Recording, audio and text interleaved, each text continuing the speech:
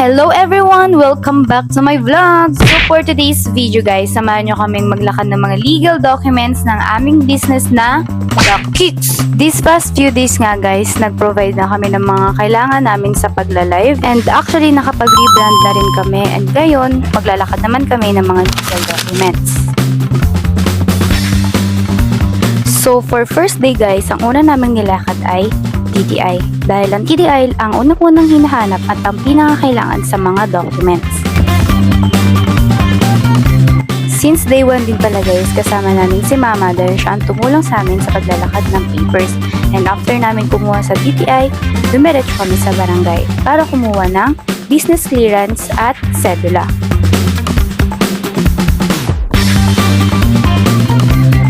Kahit medyo late kami nakalis guys, hindi naman kami sobrang natagalan mag-antay ng documents. And after namin maglakad, dinala namin si Mama sa favorite spot namin ni Darling sa Lasabel.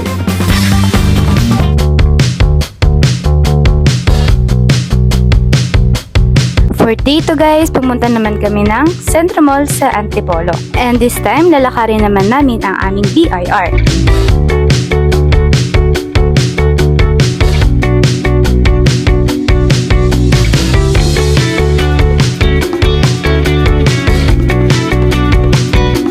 Pagdating namin sa Centro Mall, dumiretso na agad kami sa BIR. Kumuha kami ng number at nag-fill out ng form. Buong akala ko mag-aantay kami ng matagal since marami yung tao. Pero saglit lang kami, nagpasa lang kami ng form namin. At pinapabalik na lang kami sa Monday para kunin na yung documents namin.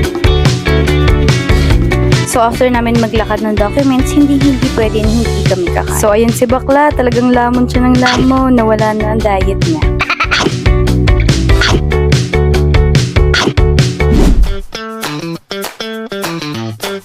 For day 3 and last day guys, hindi ko nga pala kasama si Darling dyan pero sinamahan ako ng aking motherhood and fatherhood and syempre ng aking magandang pamangkin si Ate Yana. Kaya hindi namin kasama si Darling kasi may pasok siya. And kaya naman namin kasama si Ate Yana kasi sinundo namin siya galing school. And syempre hindi mawawala ang food trip natin kaya after namin magsundo kay Yana, dumiretso kami sa McDo. And dumiretso na rin kami sa Centro Mall. And bago pala kami dumiretso sa BIR guys, dumiretso pala kami dun sa guard na nakapulot ng wallet ni Darling kasi nawala yung wallet niya nung day 2 na pupunta kami sa Centro Mall. After nun guys, dumiretso na rin kami sa BIR and hindi na rin kami pumila. Ilang minutes lang kami nagantay and nabigay na sa amin yung documents namin. Praise God rin guys dahil lahat ng kailangan namin ay nakuha namin ng mabilis at ng maayos. Ang kailangan na lang namin asikasuhin ay ang live area at ang live platform namin. So guys, abangan nyo ang DocKicks sa live and mga posting namin. Bye-bye!